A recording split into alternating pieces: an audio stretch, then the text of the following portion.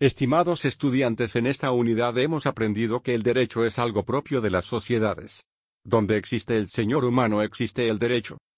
Aprendimos que la palabra derecho tiene varias acepciones, algunas de ellas mal utilizadas.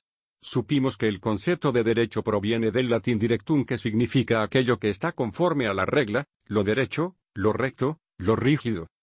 También, definimos derecho como el conjunto de reglamentaciones, leyes y resoluciones, enmarcadas en un sistema de instituciones, principios y normas que regulan la conducta humana dentro de una sociedad, con el objetivo de alcanzar el bien común, la seguridad y la justicia.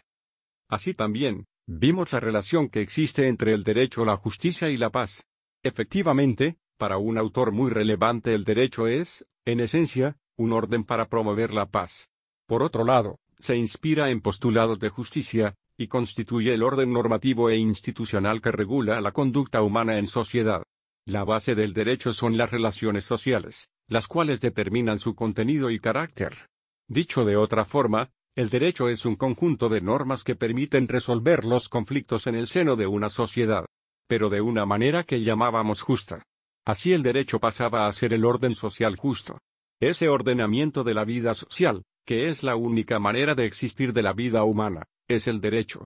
Por esto dijimos que el derecho, para que sea verdaderamente tal y no una mera fachada externa, el orden impuesto ha de ser justo, es decir, ajustado a las características propias de lo ordenado, que es la conducta humana.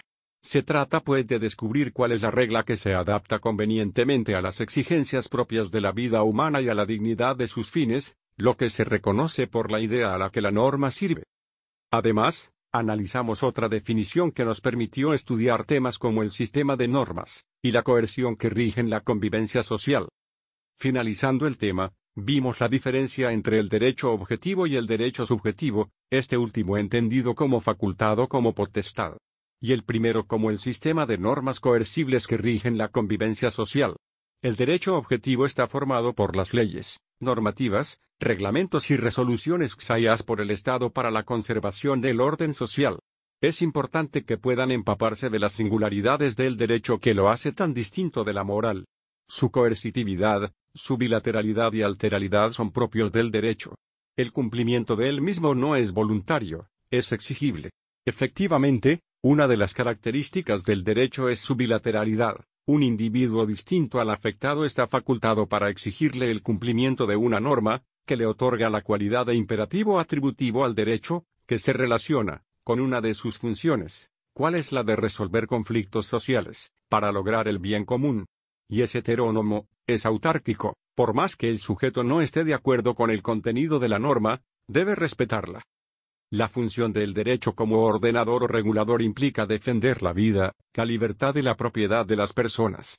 El derecho asume la carga de castigar al culpable de un delito, el fin de la justicia privada, y dar a cada uno lo suyo, para evitar el ejercicio violento del propio derecho. Cumple con esta función de ordenador o regulador social, cuando identifica y define los sujetos del derecho, identifica los órganos del gobierno y de administración central del Estado, y define también los fines de las instituciones políticas y administrativas, como instrumentos de reforma social. El derecho como orden formal identifica la normativa vigente, le otorga un rango, y define su vigencia, temporal, territorial, personal. Instituye públicamente los tribunales de justicia y construye un sistema público de fehaciencia de las personas, los comerciantes, la propiedad, el protocolo y de los actos patrimoniales, registro civil, mercantil, de la propiedad, protocolo notarial. A través de la función social el derecho organiza la sociedad, estructura, legitima y restringe el poder político. El derecho también existe para resolver los conflictos que se generan en la sociedad, y dar lo que llamamos seguridad jurídica.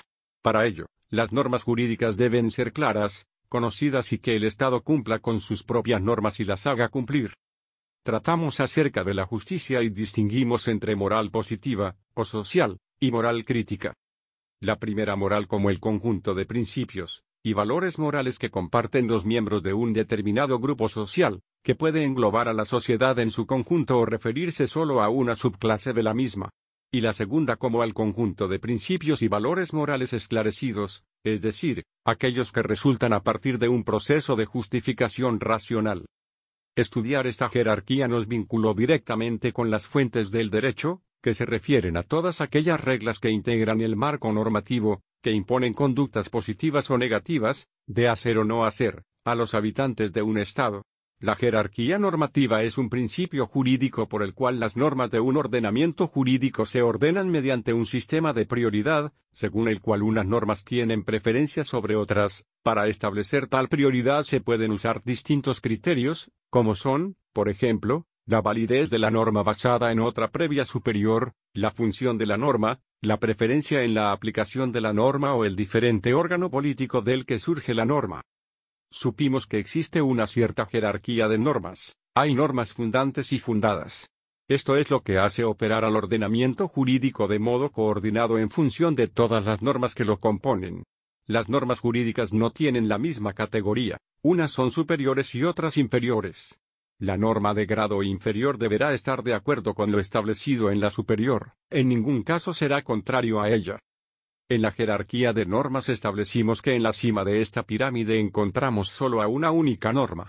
La Constitución política, llamada también Carta Fundamental, es el fundamento de nuestro ordenamiento jurídico y base de la institucionalidad del país. Sobre esta no existe otra ley con mayor jerarquía.